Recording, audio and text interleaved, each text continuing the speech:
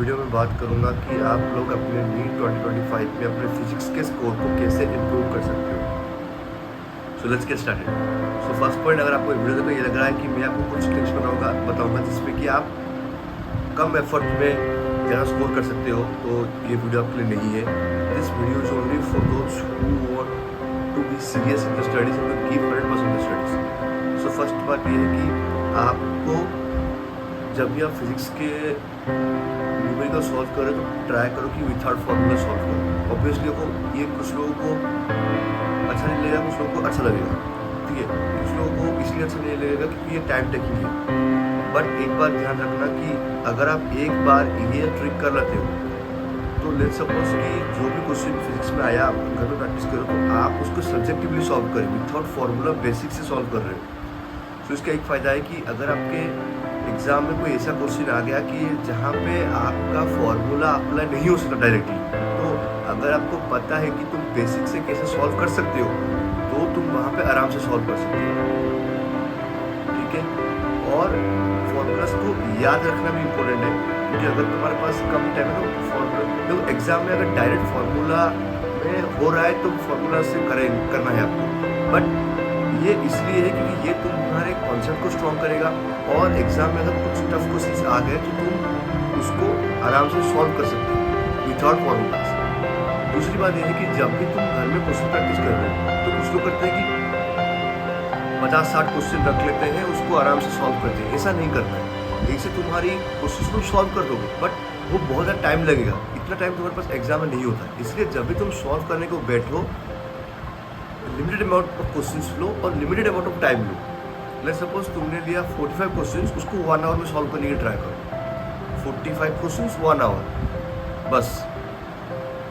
अगर नहीं हुआ फिर अपने आप को स्कोर करो कि मेरा इतना गलत हुआ, इतना सही हुआ, मेरे इतने मार्क्स आए।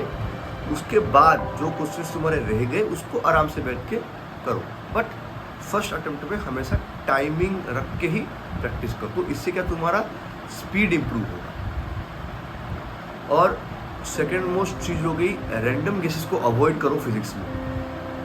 फिजिक्स में लोग क्या करते हैं कि अगर टाइम नहीं है तो वो रैंडमली भी कर देते हैं। तो फिजिक्स में ये सब ट्रिक्स अप्लाई नहीं होती क्योंकि वहाँ पे तुम्हें सॉल्व कर आंसर करना होता है। ये बायोलॉजी नहीं है कि सिमिलर सा आंसर दिखा और तुमने टिक कर दिया, ठीक है। तो रैंडम गेसेस को अवॉइड करो नेगेटिव मार्किंग से बचने के लिए।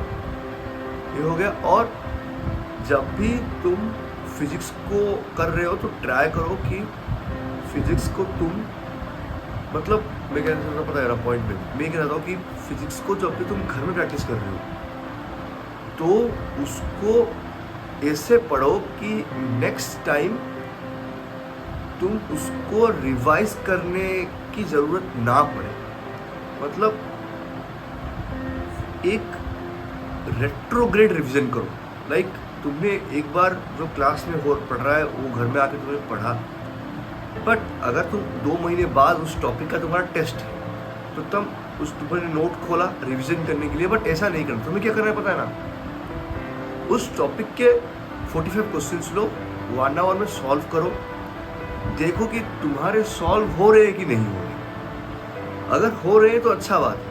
अगर जो क्वेश्चंस तुम्हारे नहीं हुए, लेट्स सपोज तुमने मोशन किया, ठीक है, तुम्हारे लेट्स सपोज पुली के क्वेश्चंस 1-2 अटक रहे तुम्हारे, तो तुम वापस जाके बस वो पुली के कॉन्सेप्ट को रिवाइज करो। इसमें क्या तुम्हारा टाइम भी सेव हो रहा है। तुम अननेसेसरी चीज़ों को रिपीटेडली पढ़ना अवॉइड करोगे और वो टाइम तुम उस टॉपिक पे लगाओगे जो तुम्हारा सच में वीक है। तो इसमें क्या होगा ना, तुम्हारा एफिशिएंसी इंक्रीज होगी, कम टाइम में तुम ज़्यादा इफेक्टिव स्टडी कर सकते हो। तो वो तुम्हें लॉन्ग टर्म में बहुत हेल्प करेगा। और एक बात है, एक मिस्टेक बुक रखो जो तुम्हारे बिजनेस में पुली का कॉन्सेप्ट तुम्हारे नहीं हो तो बस उसमें एक लिख दो पुली के कॉन्सेप्ट्स, ये लाइन लिख दो। तो जब अगेन वो चैप्टर आएगा एग्जाम में, 2 महीने बाद फिर से वो चैप्टर आएगा एग्जाम में, तो तुम्हें क्या करना है, फिर से 45 क्वेश्चन सॉल्व करने हैं। हो गया 45 क्वेश्चन तुमने सॉल्व कर लिया। जो कॉन्सेप्ट नहीं हो रहे हैं उन कॉन्सेप्ट को तुमने देखना है कि लास्ट टाइम तुमने जो मिस्टेक बुक में लिखा था क्या वो कॉन्सेप्ट तुम्हें फिर फिर से नहीं आ रहे, अगर वो क्वेश्चन तुम्हें फिर से नहीं आ रहे हैं तो तुम्हें क्या करना है, उसको कहीं से भी यूट्यूब से हो या सर से हो, एक बार फिर से अच्छे से समझना है, वीडियोस देख के अपने सर से पूछ के। अगर वो सही हो रहे तो you are on the right track. So ऐसे कुछ है, कुछ पॉइंट्स है, बहुत माइन्यूट सी पॉइंट्स है, बट लॉन्ग रन में ये बहुत ही ज़्यादा हेल्प करेगा आपको, ये मैं लिख के दे सकता हूँ। So thank you for this video, see you the next one.